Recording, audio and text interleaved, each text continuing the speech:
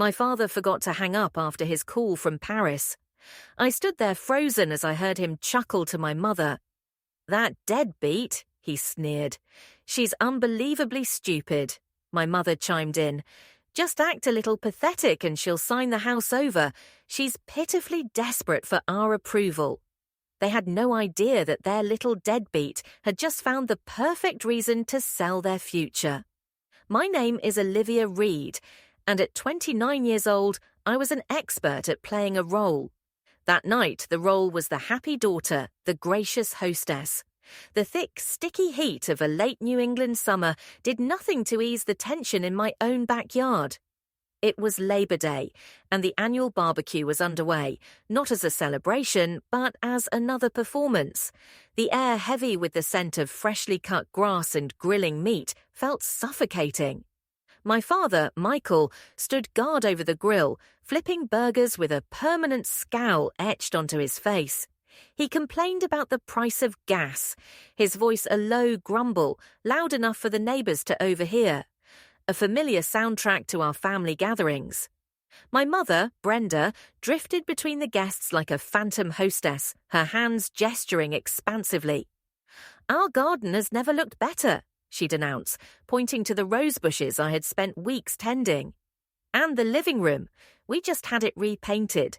She conveniently omitted the part where I was the we who had paid for the paint and spent an entire weekend with a roller in hand, my back aching. I forced a smile, my lips feeling stiff and foreign, as I moved through the crowd, refilling pitchers of lemonade. I felt like an invisible servant in the very house my grandmother had left to me alone. Every compliment from a guest about the home's charm or the tasteful decor was intercepted by my parents, accepted with a proud nod as if the praise was rightfully theirs. They were masters of appropriation, turning my efforts into their achievements with a casualness that was both breathtaking and utterly exhausting. I just kept smiling and pouring a ghost in my own life. The last of the guests finally trickled out as dusk began to settle, leaving behind a battlefield of paper plates and empty beer cans. The performance was over. My father collapsed into a wicker patio chair that groaned under his weight. He let out a heavy sigh and cast a long, meaningful look toward his beat-up Ford Ranger parked in the driveway. Its paint faded and a trail of rust creeping up from the wheel wells. "Olivia," he began, his voice laced with a carefully crafted weariness. "This truck of mine, it's giving me trouble again. A man my age shouldn't have to worry about breaking down on the side of the highway." He paused, letting the statement hang in the air. Dave at the plant. His son just bought him a brand new F-150, a real beauty. My mother, seizing the opening with practiced precision, moved to stand behind me, placing a hand on my shoulder. The weight of it felt less like a comfort and more like a claim. "He's right, honey. You're sitting on a gold mine here," she said, her voice smooth and persuasive. "Just a small home equity loan. It's the least you could do to repay the man who broke his back his whole life to raise you, isn't it?"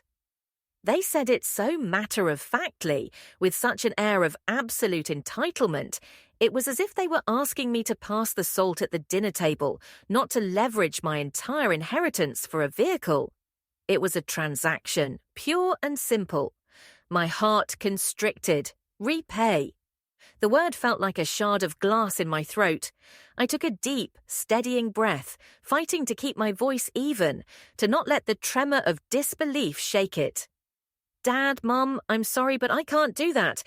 I looked from his expectant face to her encouraging one. "This house was Grandma's legacy to me. I'm not going to use it as collateral for anything." The change was instantaneous. My father's face darkened, the weary worker mask evaporating to reveal something hard and ugly underneath. He slammed his hand down on the patio table. The empty beer cans jumped and clattered against the glass top, the sound sharp and violent in the quiet evening. "Ungateful!" he roared, his voice cracking with rage. "I knew it. You only ever think about yourself. Who do you think got you where you are today?" My paltry paychecks, that's who. Your mother working at the checkout until her heels were worn to the nub. You sit here enjoying all this while your own father drives a piece of junk. You selfish brat. He shoved his chair back, the wicker screaming in protest, and stormed into the house. The screen door slammed shut behind him with a sound like a gunshot. I was left standing in the wreckage of the evening staring at my mother. She wasn't looking at me with disappointment. It was worse. It was a cold, calculated reproach. "You see, Olivia," she said, her voice devoid of any warmth, "you always know just how to hurt him." She turned and followed him inside, leaving me alone in the encroaching darkness. As night fell, I stood there, surrounded by the remnants of a party that was never for me. His words, ungateful, selfish, echoed in the silent yard, each one a fresh cut. My gaze drifted from the messy table to the living room window, and my eyes landed on the framed diploma hanging on the wall inside. My honours degree. And with a crushing weight, the memory of the night I received it came rushing back, tasting like ash. The memory triggered by the diploma on the wall was always the same. It played back in the dreary grey tones of a Boston May, the kind of day that promised spring but delivered only a lingering chill. My college graduation. I had worked 3 jobs for that day, juggling shifts at a diner, a campus library, and a retail store. I'd sacrificed countless nights out with friends, my social life shrinking to the size of a textbook. All for the moment I would walk across that stage. Dressed in an ill-fitting polyester graduation gown, I scanned the vast sea of faces in the auditorium, my heart a nervous drum against my ribs. I searched for them, my eyes aching from the effort. The 2 folding chairs I had saved early that morning, marked with a makeshift sign, remained stubbornly empty. The ceremony began. The speeches droned on, and a slow, cold dread began to seep into my bones heavier than the humid air. When they finally called my name, Olivia Reed, summa cum laude, a wave of pride mixed with profound loneliness washed over me. I walked onto the stage, shook the dean's hand, and accepted the rolled-up parchment. My smile for the camera felt brittle, a fragile mask over a hollow core. I walked back to my seat, my chest tight. It was only as the ceremony was winding down, as the final procession of students began to file out, that they finally appeared. My parents materialized at the back of the auditorium, looking bored and out of place. My mother, Brenda, clutched a cheap bouquet of carnations, their edges already browning and wilted. My father, Michael, was in the middle of a jaw-cracking yawn, not even bothering to cover his mouth. There was no rush of excitement, no proud tears. "The traffic was just awful," my mother said when they reached me, her voice flat, offering the excuse without a hint of an apology. "Besides," she added, gesturing dismissively at the dispersing crowd, "it's all just a formality anyway. A formality. 4 years of my life distilled into a formality. Instead of the nice restaurant I had dreamed of, the kind with white tablecloths and quiet celebration, my father drove us to a loud and sticky-floored TGI Fridays on the outskirts of the city.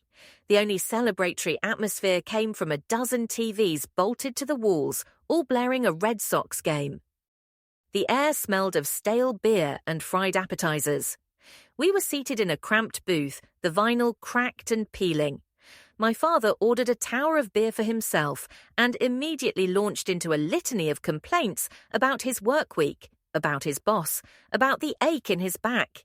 He then turned his attention to me, his gaze falling on the diploma I had placed carefully on the table.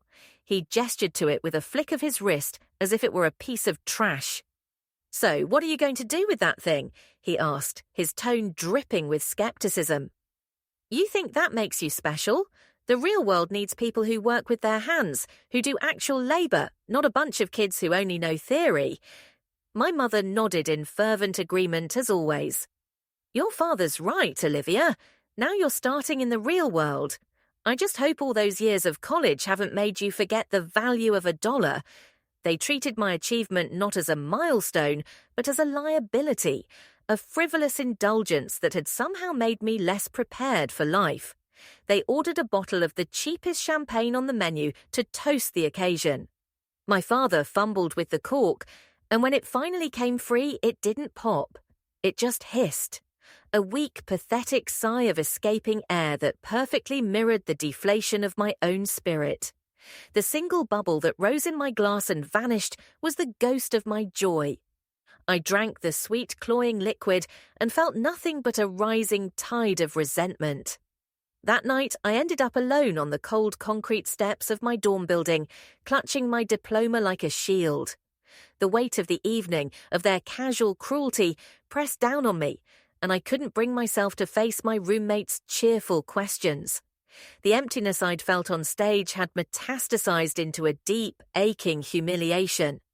I just sat there, letting the cool night air dry the silent tears on my cheeks. That's when the sleek black Lincoln town car pulled up to the curb. My grandmother, Eleanor, emerged from the driver's side, her presence as commanding as the vehicle she drove. She was a legend in the local real estate world, a woman who had built an empire from scratch with nothing but sheer grit and intelligence. She saw me, and her face, usually set in a determined, no-nonsense expression, softened instantly. She walked over and wrapped me in a hug that smelled of expensive perfume and strength. She didn't ask me why I was crying. She already knew. She simply held me. "I am so proud of you, Olivia," she said, her voice a firm, steady anchor in my swirling despair. "This diploma isn't just a piece of paper, it's evidence. It's the proof of your resilience." She took me away from there, driving us to a quiet, elegant Italian restaurant in the North End, a place of soft lighting and hushed conversations. She ordered us cannoli and espresso and listened, truly listened, as the whole story spilled out of me. When I finished, she reached across the table and took my hand. Her eyes, sharp and clear, met mine. "They don't see your value, Olivia," she said, her words carving themselves into my memory. "That does not mean it doesn't exist. Your worth is not determined by their inability to recognize it." Never, ever forget that her words were more than a comfort. They were a lifeline, pulling me from the depths of my own self-doubt. They were a promise that I was not what they said I was. That night, her belief in me became a small, protected flame inside my heart. It was a flame I would have to shield fiercely in the years to come. The air in my grandmother's lawyer's office was thick with the scent of old paper and mahogany, a smell I associated with Eleanor's unwavering strength. But now she was gone, and the grief was a fresh, raw wound. I sat on a stiff leather chair, my hands clasped tightly in my lap. My parents, Michael and Brenda, sat beside me, their faces carefully arranged into masks of solemn sorrow, but their eyes betrayed them. Beneath the performance of grief, there was a glint of undisguised anticipation. They were vultures waiting for the feast to be announced. The lawyer, a sharp, composed woman named Laura Collins, adjusted her glasses and cleared her throat. The rustle of the document was the only sound in the room as she read through the legal jargon. My parents leaned forward almost imperceptibly. When Laura reached the most critical section, the entire room seemed to hold its breath. "All real property located at 12 Cypress Hill, along with all associated assets," she read, her voice steady and clear. "I bequeath to my sole granddaughter, Olivia Reed, unconditionally." A dead silence descended upon the room, so profound I could hear the frantic beat of my own heart. It was broken by a sharp, strangled intake of breath from my mother. I glanced over. My father was frozen, his face a mask of disbelief turning to stone.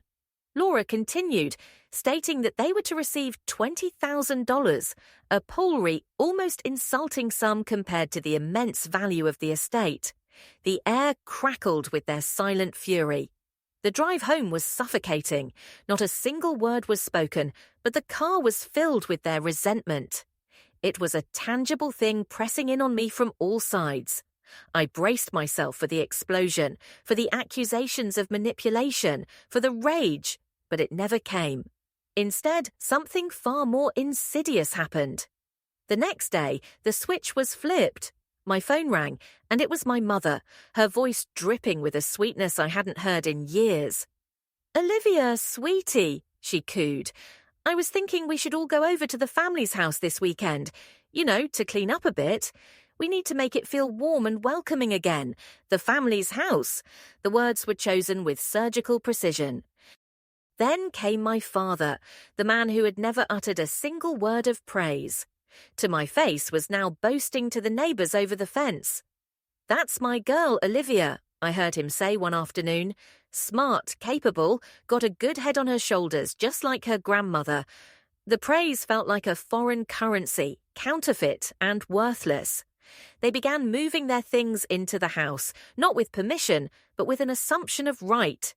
They claimed the master bedroom, the largest in the house, pushing my belongings into a smaller guest room. They rearranged the furniture to their liking, treating me not as the rightful owner, but as a lucky child who had been granted a favour, a guest in my own home. Their invasion grew more brazen by the day.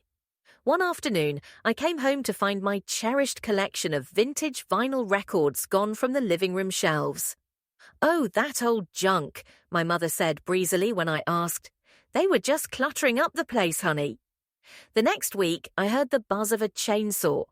I ran outside to see that my favourite maple tree, the one that had stood in the yard for decades, was being cut down.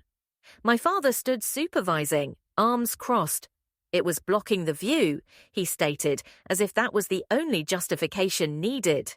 When I finally protested, my voice shaking with a mixture of anger and disbelief, they presented a united front. "There are no boundaries in a family, Olivia," they said in unison. "Don't be so petty and count every little thing." I felt like I was drowning, the walls of my own home closing in. I made an appointment with Laura Collins. She listened patiently as the story tumbled out of me, her expression a mixture of sympathy and steely resolve. When I finished, she looked at me with her sharp, intelligent eyes. "Olivia, the will is ironclad. This house is 100% yours. They have no legal claim, none whatsoever." She leaned forward, her voice dropping to a serious, deliberate tone. "Be careful. Greed can turn people into monsters." Her words hung in the air long after I left her office. They were not just a warning, they were a prophecy. I knew then that their invasion of my space was only the beginning. The monster of their greed was just waking up, and it would soon demand to be fed. That summer, the monster of their greed, as Laura Collins had predicted, began to stir. It started subtly. My parents began talking about their trip of a lifetime, a 3-month tour of Europe. The idea was floated casually at first, woven into dinner conversations. Glossy travel catalogues appeared on the kitchen table, left open to pages showcasing the canals of Venice and the Eiffel Tower in Paris. They would sigh wistfully, speaking of ancient castles and quaint villages, as if they were distant, unattainable dreams. I thought nothing of it, assuming it was just idle fantasy, the kind of thing people talk about when they browse the internet late at night. I was wrong. The campaign began one evening as I was washing dishes. My mother came and stood beside me, her expression carefully arranged into one of gentle melancholy. Her eyes were watery. "Olivia," she began, her voice soft and trembling just so. "Your father has worked so hard his entire life. We're not getting any younger, if we don't go now." She let the sentence trail off. A masterpiece of emotional blackmail. My father on cue added his part from the living room couch, his voice a casual matter-of-fact tone that made the suggestion seem all the more obscene. "We've already looked into it. A small loan against the house would cover everything. Think of it as just borrowing from your future, honey. We'll figure out the details later." After the incident with the truck, the audacity of this new request was a physical blow. It was a calculated insult, a clear signal that they saw my inheritance not as my future, but as their personal slush fund. My refusal was firm and immediate, and that's when hell began. My life in the house transformed into a relentless psychological war. Every meal became a torture session. My father would let out heavy theatrical sighs, pushing his food around his plate. "Well, I guess this is just our lot in life," he'd mutter, staring into the distance. "Work yourself to the bone your whole life, and for what? To die without ever having seen the world." My mother's tactics were different, but no less effective. She would start to cry quietly at the table, dabbing her eyes with a napkin. "All my friends, their children, take them on cruises, on vacations," she'd sob. "I see their pictures on Facebook. They look so happy. I guess I just failed as a mother. I didn't raise a thoughtful child." The assault wasn't confined to the house. They began a smear campaign, calling relatives and old family friends, weaving a narrative of a cruel, selfish daughter who was hoarding her wealth while her poor aging parents suffered. The pressure mounted from all sides. Aunts would call me, their voices laced with disappointment. "Olivia, how could you be so cold to them?" The guilt was a constant suffocating blanket they draped over me, and I felt myself drowning in it. My rational mind knew I was not in the wrong, that their demands were outrageous, but the emotional part of me, the part that had been conditioned for 29 years to seek their approval, was being worn down to a nub. I was exhausted. I was at my breaking point, and in a moment of profound weakness, seeking nothing more than a ceasefire. A moment of peace, I made a fatal mistake. I surrendered. "I won't mortgage the house," I told them, my voice barely a whisper. "But I'll help with part of the cost." My part quickly became the whole.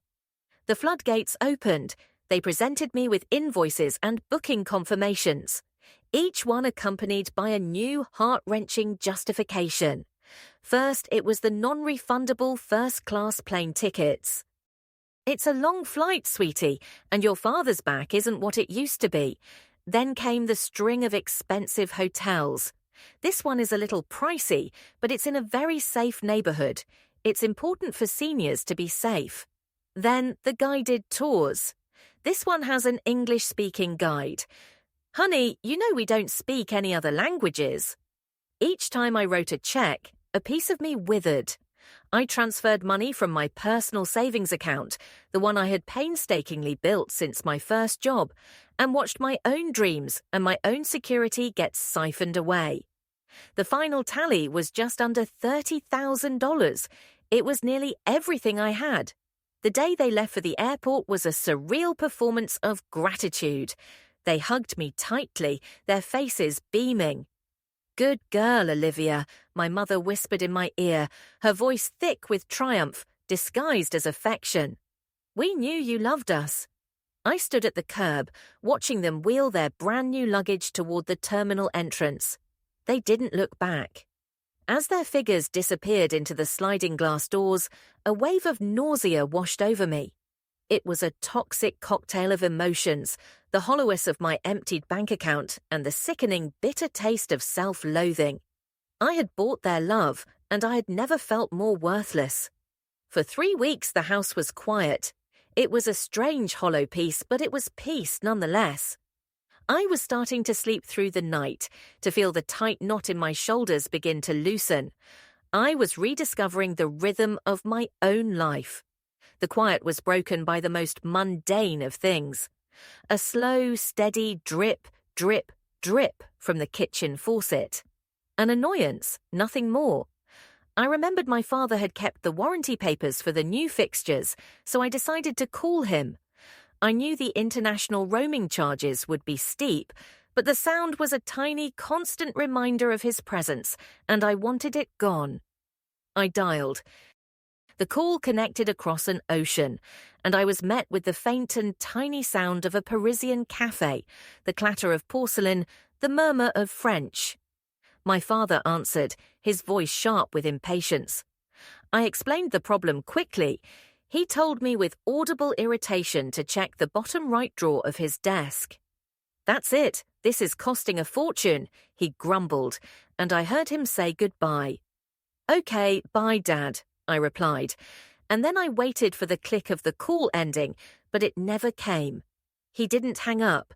He must have slipped the phone into his coat pocket, forgetting the line was still active. I was about to disconnect when I heard her voice, clear as a bell, cutting through the cafe noise. My mother, was that her again, calling to bother you? Brenda's voice was laced with a familiar, weary irritation, the tone she used when talking about a chore she despised. And then I heard a sound that made the blood freeze in my veins. My father's chuckle. It wasn't a laugh of amusement, it was a short, sharp, ugly bark of contempt. Yeah, the little deadbeat, he sneered. Always something. You have to admit, though, she's unbelievably stupid. I stood frozen in my kitchen, the phone clamped to my ear. The world seemed to tilt and shrink until it was only the tiny speaker. My own heartbeat thundered, a frantic drum against the sudden, terrifying silence in my mind. My mother's laugh joined his, a high-pitched conspiratorial sound. Just act a little pathetic, and she opens her wallet right up. It's pitiful how desperate she is for our approval. Then my father's voice turned serious, the mocking tone replaced by cold, hard calculation. When we get back, we need to play this harder, find a way to get her to sign over the deed to the house. Her weakness is that she still wants us to love her. We just have to keep pressing that button. My world didn't just crack, it shattered. It imploded into a million tiny, sharp-edged pieces. The carefully constructed reality I had been living in, the one where I believed that deep down somewhere they loved me, was annihilated in an instant. Every sacrifice, every check I'd written, every moment I'd swallowed my pride to keep the peace, it was all a lie, a transaction in which I was the fool. My hand was shaking, but with a surge of ice-cold adrenaline, I lurched toward my home office desk. My movements were clumsy, robotic. I fumbled for the old landline phone, punched the button for the speaker, and hit the record function on the connected answering machine. I had to. I needed proof of this insanity. I listened for another few minutes as they talked about a Quaison, completely oblivious. And then finally, the line went dead. The silence that rushed back in was deafening, heavier than before. I slowly lowered the phone. For a long moment, I just stood there staring at nothing. Then the tears came. But they weren't the hot, salty tears of grief or humiliation. These were different. They were cold, born from a furnace of rage that had just ignited in my gut. Every last lingering illusion I had about my family, every desperate hope for their love died in that moment. It was an execution. It's a strange, powerful moment when that happens, isn't it? The moment the pain doesn't just hurt anymore, it becomes fuel. The instant you realize that the tears you're crying are not for what you've lost, but for what you're about to do, deadbeat, stupid, desperate for our approval. They were no longer insults, they were my new coordinates, the blueprint for my liberation. In the cold, quiet aftermath of their betrayal, a decision formed not in my head, but in my very bones. It was hard and sharp and unshakable. The debt had just been called in, and it was time for the little deadbeat to collect. The rage didn't burn out. It crystallized. By morning, the grief and shock had been replaced by a cold, diamond-hard clarity. There was no more room for tears. There was only room for a plan. The first thing I did was call my boss, my voice a model of calm composure. "I'm not feeling well," I said. "I need to take the next 3 days off." He agreed without question. I hung up. My first move made hour on a chessboard only I could see. My second call was to Laura Collins. I didn't waste time with pleasantries. I told her what happened. My voice a monotone narration of the facts, each word delivered like a piece of evidence. Then I held the phone to the speaker of the answering machine and played the recording. The silence on her end was profound, stretching for a long moment. When she finally spoke, her voice was stripped of all lawyerly detachment. It was pure, steely resolve. "Olivia, you have every right. This recording is clear evidence of intent to commit fraud. They have no legal leg to stand on. We act now. I felt the first real flicker of power, a current of validation that strengthened my spine. I wasn't alone in this. My third call was to Chris Adams, a colleague from a previous job who was now a top real estate broker in the city. I knew I needed someone I could trust implicitly, someone fast and discreet who wouldn't get bogged down in the messy emotions of it all. We met at a nondescript coffee shop miles from my neighborhood, a place of transient faces and anonymity. I bought him a black coffee and laid it out plainly. "Chris, I need to sell a house," I said, keeping my voice low and steady. "I need it done fast. I need it done quietly. And I'm willing to sell below market value for the right cash offer. No for sale sign on the lawn, no public listings on Zillow. This needs to be off market, a pocket listing." His eyes widened in surprise, but as I gave him the briefest, most sanitized version of the story, a toxic family situation, his expression shifted to one of grim understanding. He didn't pry or offer platitudes. He just nodded slowly, a true professional. "Consider it done. Liv, I'll handle it." With my allies in place, I returned to the house. The anger had given me an astonishing level of focus, a kind of hyper-aware lucidity that felt like a superpower. I sat at my laptop and created a new Excel spreadsheet. The file name was simply Exodus. I built it with methodical precision, creating 5 tabs: to-do list, assets, new contacts, budget, and timeline. The plan took shape with every keystroke, a fortress of logic against the chaos of their betrayal. First, a new sanctuary. I went online and found a temporary furnished apartment for rent in Worcester, a solid hour's drive from Boston. It was a different world, a place where no one knew my name, close enough to manage things, far enough to be invisible. I paid 3 months' rent up front with my credit card, a definitive non-refundable step. Second, a clean slate. I drove to a different bank, a credit union I had never used before, and opened a new checking and savings account under my name alone. I walked to my old bank and withdrew every penny, transferring it to the new untainted account. I then signed up for a new phone number online, a prepaid plan with a fresh start. Third, securing my history. I went back to the new bank and rented a safe deposit box. One by one, I placed my life's most important documents inside its cold metal confines. My passport, my birth certificate, my college diploma, and most importantly, my grandmother's original will and the deed to the house. Each action was a brick being laid, a wall being built between my future and their greed. I was sealing myself off from them piece by piece. The final and most difficult task was to surgically remove my life from the house. I bought 2 packs of coloured sticky notes, blue for what was mine, pink for what was theirs. I walked through each room, a silent arbiter of my own past, my footsteps echoing in the quiet house. Blue sticker on my favourite reading armchair, pink sticker on the gaudy porcelain lamp my mother loved. Blue on my collection of classic novels, pink on the worn leather recliner my father always fell asleep in, the TV remote clutched in his hand. Every pink sticker felt like a small act of defiance, a reclaiming of space. Their things were no longer part of a home. They were just objects, artifacts of a life that was now over. I saved their bedroom for last. It smelled of my mother's cloying perfume and my father's stale cigars. As I sorted through the clutter on a nightstand, my fingers brushed against a small silver picture frame. I picked it up. It was an old photo from a family trip to Cape Cod. A much younger version of me, maybe 5 or 6 years old, was perched on my father's shoulders. My smile in the picture was wide and gless, full of a pure, uncomplicated joy I could barely remember feeling. A sharp, unexpected pang of grief shot through me, an ambush of sorrow.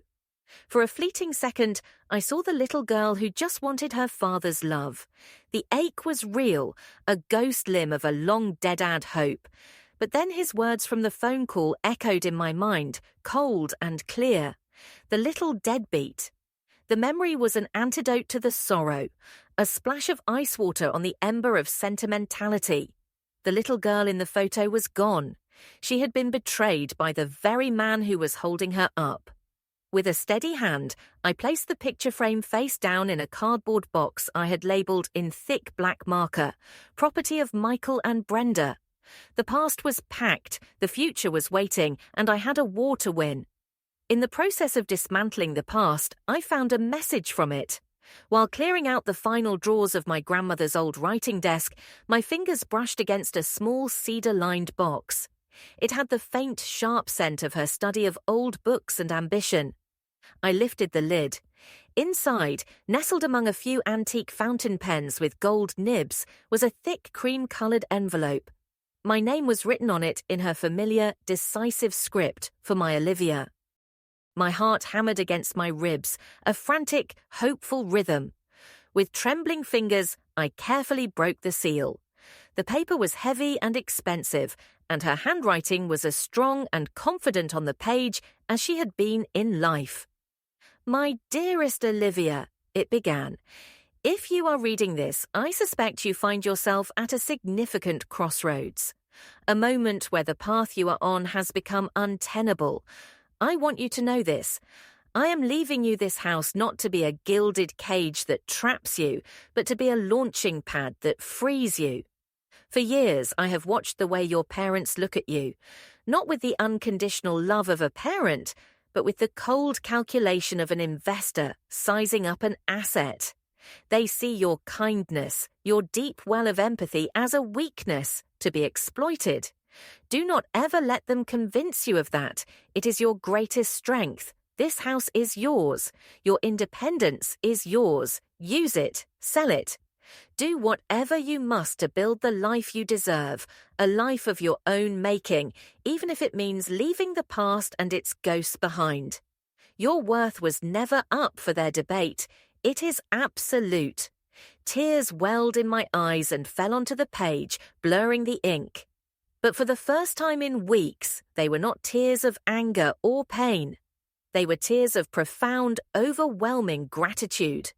It was as if she had reached across the chasm of time to take my hand, to whisper in my ear that I was sane, that my feelings were valid, that the path I was choosing was the right one.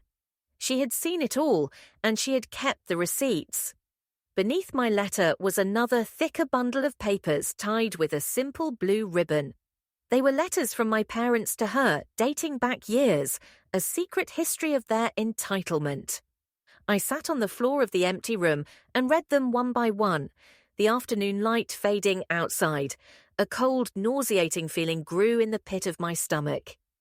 It was a relentless chronicle of financial incompetence and emotional manipulation, a paper trail of their true character.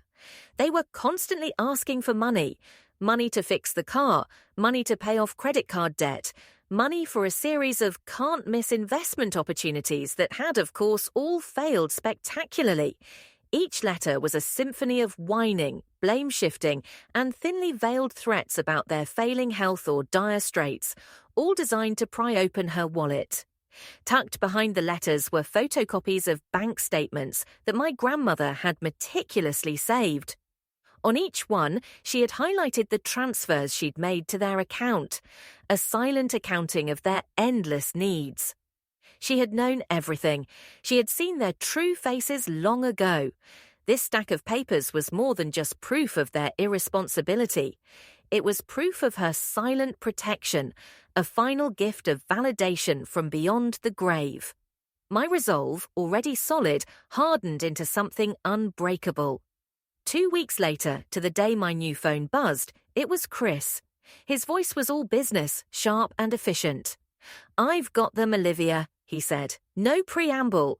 A doctor and his wife relocating from California. They just sold their practice. They're flush with cash. They love the neighborhood and want a fast, clean transaction.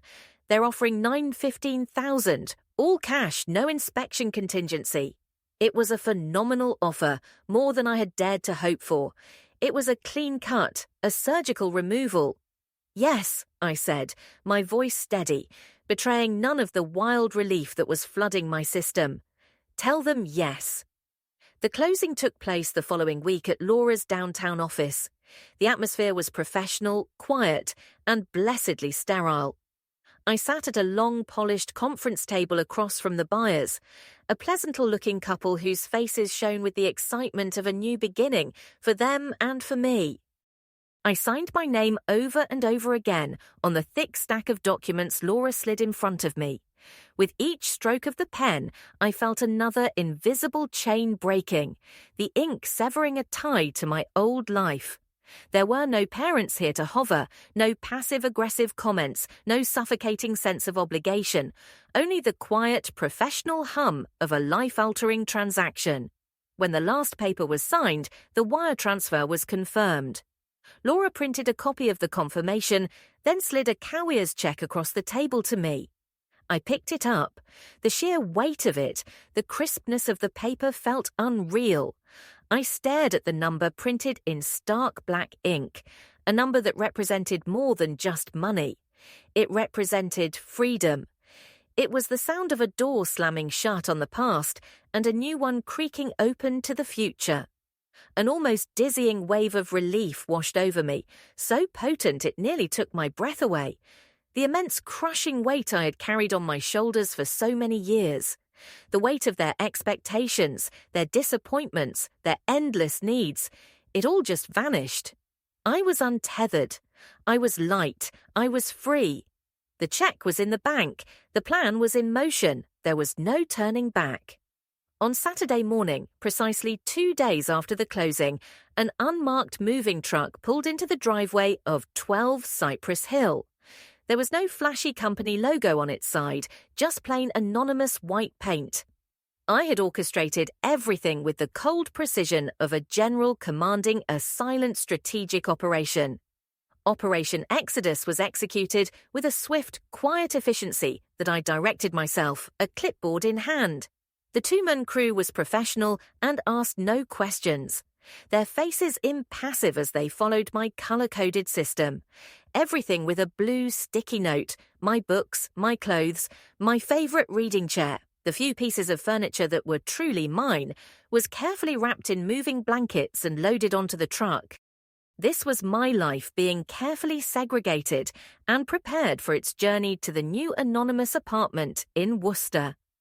Everything with a pink sticky note, which constituted the vast majority of the house's contents, was handled with the same professional care.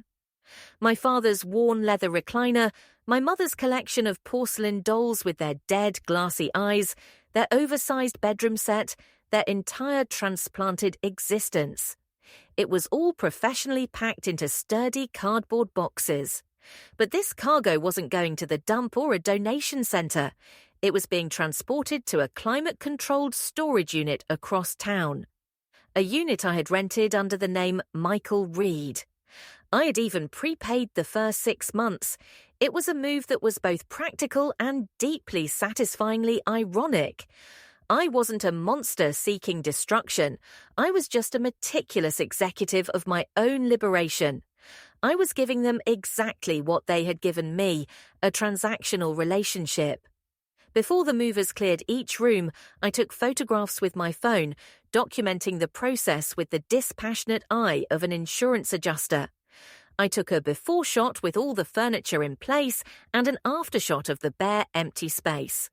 I timestamped them and emailed the entire album, dozens of photos, to Laura's secure server, creating an unassailable record of the day events. There would be no room for their lies, no space for them to claim I had been reckless or destructive. When the last box was loaded and the truck rumbled away, I walked through the empty house one final time. The silence was different now. It wasn't hollow anymore, it was clean. The rooms felt larger, brighter, echoing with potential. There was no lingering scent of my mother's cloying perfume in the master bedroom.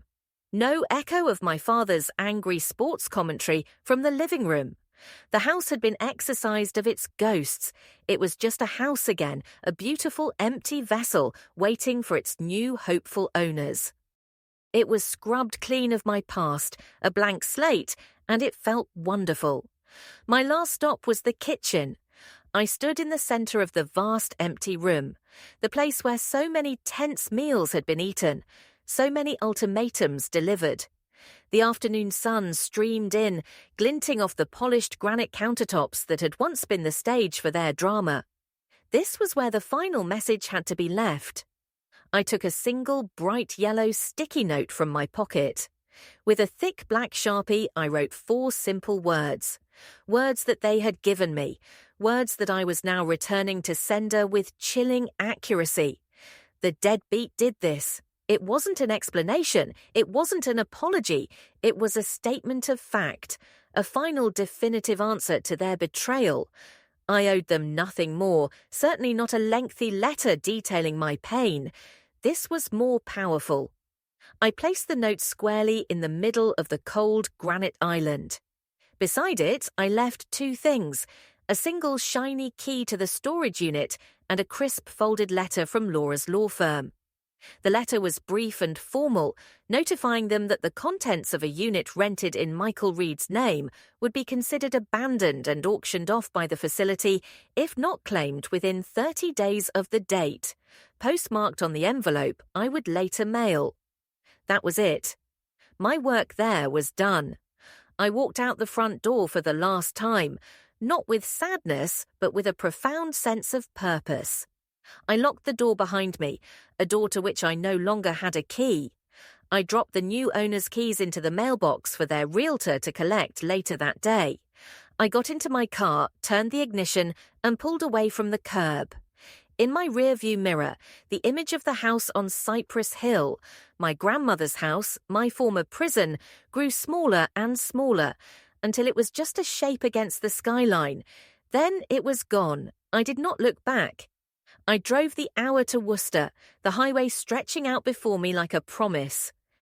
I pulled into the parking lot of my new apartment building. It was smaller, more modest, an anonymous brick building that promised nothing but peace.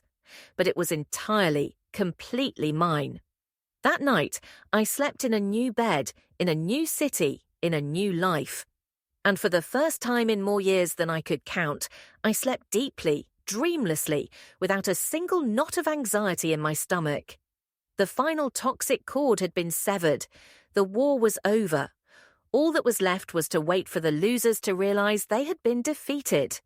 The peace in my new apartment in Worcester lasted for 10 days. 10 days of quiet mornings, organized closets, and the simple, profound joy of existing without judgment.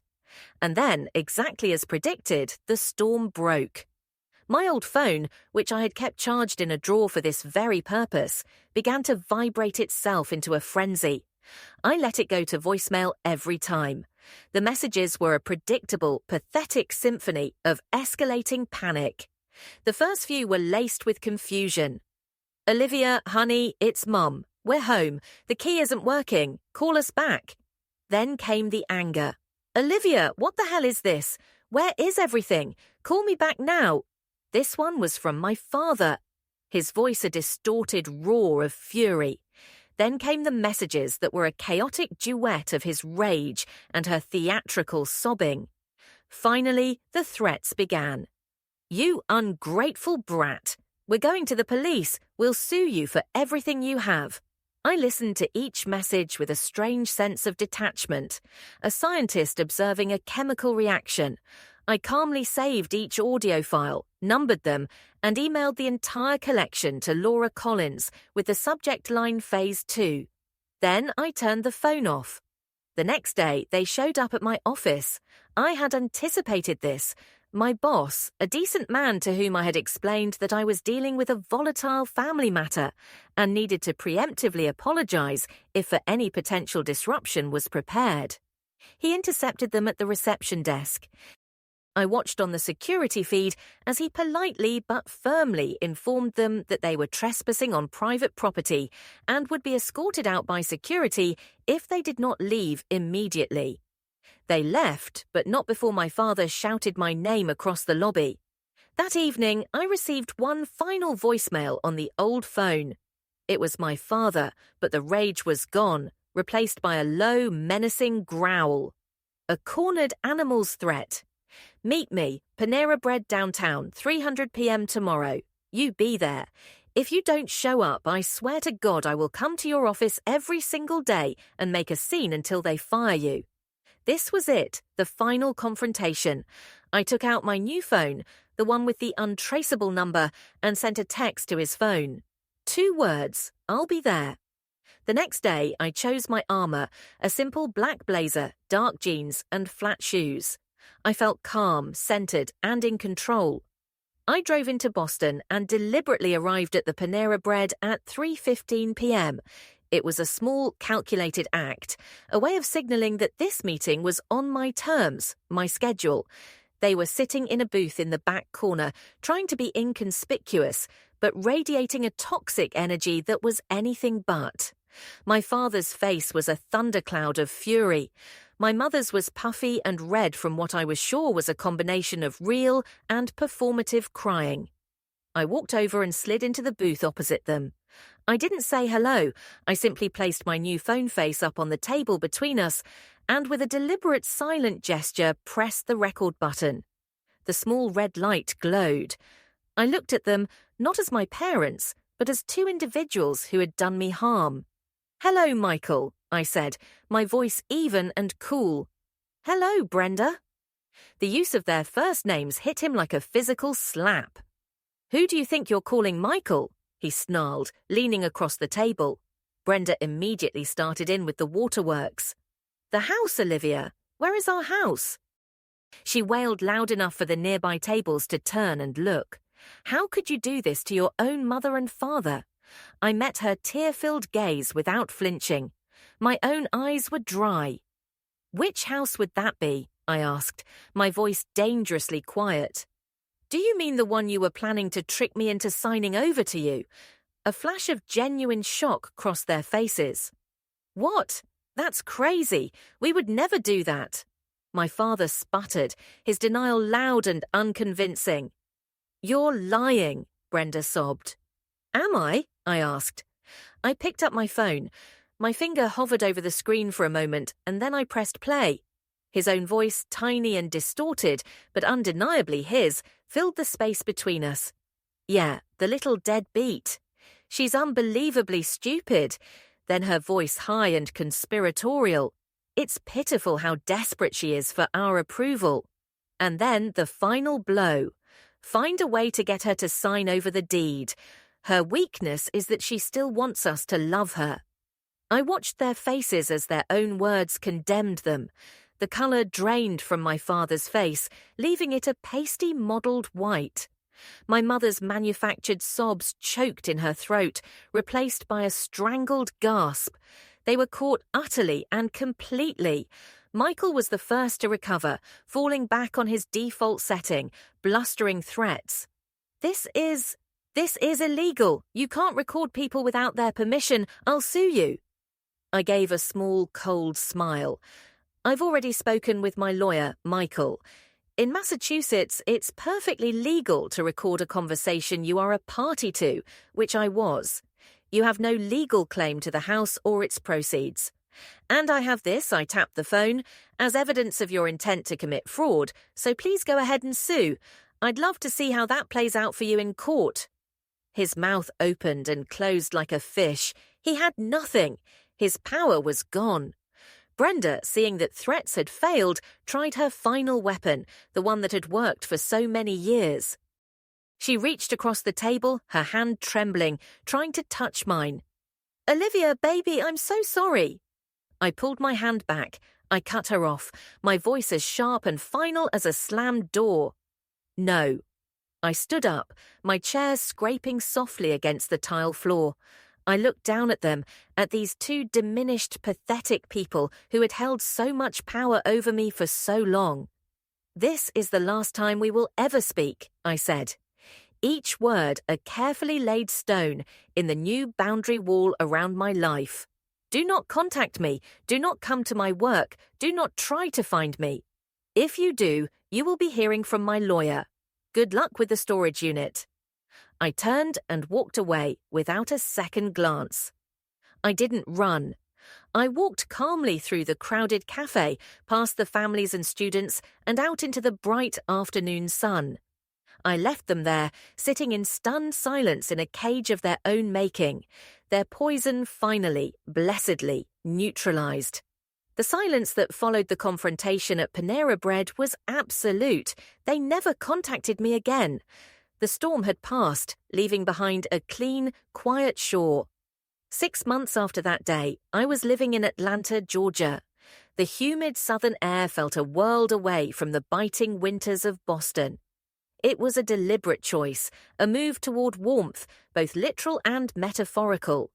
Using a portion of the money from the sale of the house, I bought a small, charming townhouse in the Virginia Highland neighborhood, a place with tree-lined streets and a quiet, creative energy. It had a small patch of a backyard just big enough for a garden. The first thing I did was paint the living room walls a soft, calming shade of mint green, a color I'd always loved but had never been allowed to use. I filled the bookshelves with my own books, hung art on the walls that I had chosen, and planted a garden of my own. There were no critics, no judges, no one to undermine my choices. This space was a sanctuary built not just with money, but with the freedom I had fought for. I found a new job at a boutique business consulting firm, a place where my analytical skills were not just used, but celebrated. My colleagues became my friends. They saw my competence and my kindness not as weaknesses to be exploited, but as assets. My new life was quiet, peaceful, and filled with purpose. But healing isn't just about changing your scenery, it's about tending to the internal landscape. I began weekly therapy sessions with a woman named Dr. Jennifer Lee, a specialist in family trauma. She was warm, intelligent, and gave me the language I so desperately needed. It was Dr. Lee who first used the terms financial abuse and emotional abuse to describe my experiences. Giving a name to the invisible wounds was a profound turning point. It was an official validation that I hadn't been overly sensitive or dramatic. I had been a victim of a systematic campaign of manipulation, and my actions had not been an overreaction. They had been an act of self-defense. The guilt I had carried for so long, the shame of thinking I was the problem, finally began to dissolve. Inspired by my own journey to financial and emotional literacy, I started something new. On the weekends, I began hosting free workshops for young people, particularly women, in a rented community centre space. I called the workshop series Build Your Foundation. We talked about recognizing financial manipulation, setting healthy boundaries, and understanding that your value is inherent, not something to be earned through endless sacrifice. I turned my scars into a roadmap for others, my pain into a source of power for them. On the 1-year anniversary of my grandmother's death, I flew back to Boston. The city felt different now, no longer a place of painful memories, but simply a part of my history. I drove to the cemetery and found her grave, a simple, elegant stone of grey granite set beneath a sprawling oak tree. I had brought a large bouquet of white peas, her favourite flower, their lush full blooms, a symbol of prosperity and honour. I knelt on the soft grass and placed the flowers gently on the stone. The name Elilana Vance was carved deep and clear. "Thank you, Grandma," I whispered, my voice quiet in the peaceful air. "Thank you for believing in me, and thank you for giving me the strength to finally believe in myself." In that quiet moment, I had a final clarifying realization. The heaviest burden I had ever carried wasn't the financial responsibility or the emotional labor. It was the crushing, hopeless effort of trying to earn a love that should have been given freely. It was a race with no finish line, a debt that could never be repaid. Now I was free from that burden. I had my friends, my colleagues, my chosen family, who loved me for who I was, not for what I could provide. I had finally found my true home, not in the bricks and mortar of a house, but in the quiet, unshakable sanctuary of self-respect and peace I had built for myself from the ground up. My journey has finally found its peace, a foundation built not of brick and mortar, but of self-respect. I hope my story can serve as a reminder of your own strength. a boundary you successfully set, or one you are gathering the courage to build.